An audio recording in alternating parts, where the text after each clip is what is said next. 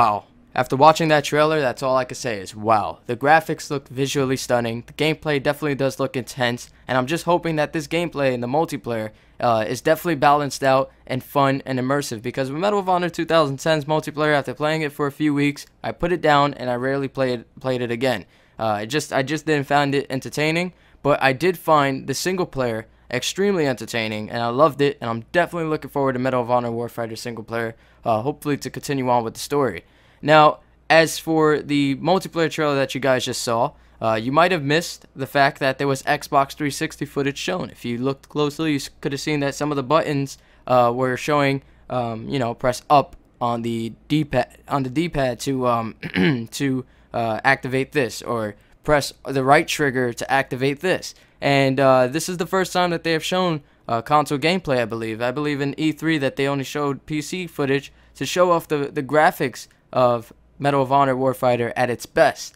And that's the same thing that they did with the Battlefield 3 previews at E3 and other gaming events. They only showed off the PC version, and they really held off the console version until real close up to release. So I'm glad to see that with Medal of Honor Warfighter with the Frostbite 2.0 engine, they're showing off console footage much earlier, which means that hopefully the console version will get a lot of attention. And I'm sure they are giving it a lot of attention, seeing as though that's the majority of where their sales are going to come from. Now, some of you guys may have missed them pointing out the map name and where the map takes place in the beginning. The map is called Tunggawan Jungle, and it takes place in the Philippines. And it's nice to see them branching off from just that typical Middle East, or, that typical fighting the Russians thing. And it's nice to see them branching off to different parts of the world where you can play as different countries' special forces fighting against each other in different environments. It's nice to see that. Some of you guys may have missed the new HUD, and with the new HUD, it seems to be that the ammo count seems to fade away when you're not operating your weapon. And then when you start operating your weapon again, it comes back. You might have also missed the whole fire team feature. And for those of you guys who haven't heard of the fire teams, it's basically a two-man team in which your buddy is highlighted.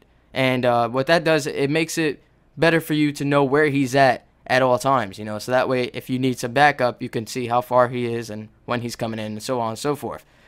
Something that I talked about before is rappelling into the maps via a chopper. You rappel into the maps, you saw it, he goes in, and it gets right to the action hopefully after that.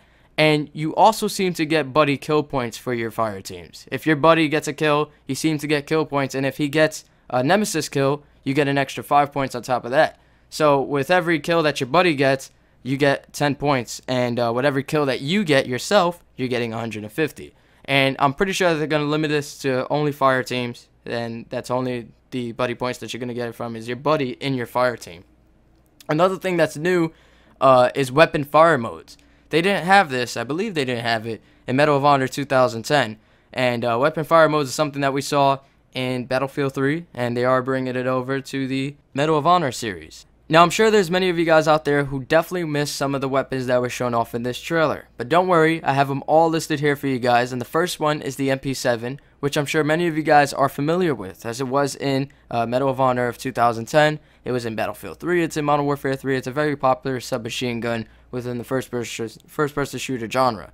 The next one is the F88, which is basically the Australian version of the AUG.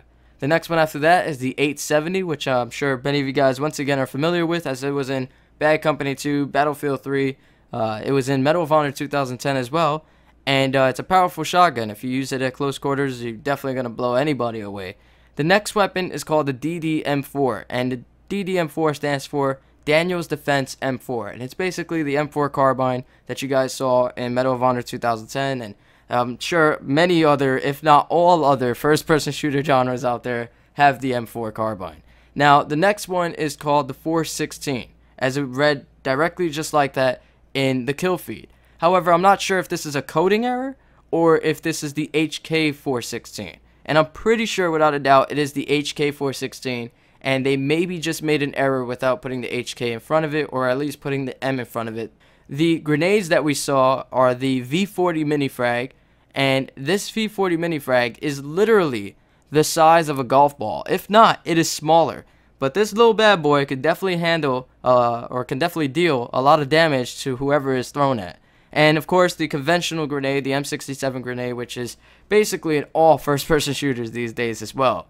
there's also a mine that was spotted, M86 PDM. And this mine is going to be the type of mine that you're able to put down, and it's going to be anti-infantry, and it's going to be able to take out anybody that's in its path. Now, for those of you guys who are interested in support action points, and for those of you guys who don't know what that is, it's basically support for your team. If you get kills, if you get points, you earn yourself something. You earn a reward. And this reward can either be an offensive reward or a defensive reward. A reward that can help attacking a base, or a reward that can help defend the base. And the rewards that we've seen in this trailer are radar jammer, smoke screen, the Mark 19, which is basically a grenade launcher that you can carry with you, place down, and start lobbing off rounds, giving that suppressive fire. You can also have your fire team replenished, which means that you're going to give them more ammo, which can definitely allow the fire team to go further in the game and kick some more ass. The next one is called the H60 DAP Blackhawk, and I'm pretty sure that this is a gunship that's going to come in and probably clear the entire area. Next one is the RQ-7 Shadow, which is a type of UAV. The A-10 Warhawk, which you guys are very familiar with. The Switchblade, which is a UAV that basically dive bombs. It's a UAV that you go in the air with, and you do a suicidal attack with the damn UAV. Well, of course, without the suicide, since it's an unmanned aerial vehicle. They also have the Cluster Bomb, the RQ-11 Raven, which is the UAV that you throw, the Airburst Mortar, the AH-6 Little Bird, and the Mars Robot. And Mars is spelled with 2 A's. And it's basically the assault drone that you guys see in the trailer. Also, for attachments, if you guys missed any of these, you got Spec Ops Vision, the Bipod, and the Bipod seems to come in 2 variants. The LMG type or the sniper type. I'm not sure what's going to be the difference with those, because attachments are being kind of unique in this one, seeing as though they got partnerships from certain defense weapon developers out there. Also, you got the grenade launcher and the heavy hitters, which was seen in Medal of Honor of 2010. So that's the analysis of the trailer. I hope you guys enjoyed, and if you did, don't forget to click that like button, favorite this video, subscribe if you're new here, because there's definitely going to be a lot more Medal of Honor news when it drops right here on this channel. So till next time, guys. Peace.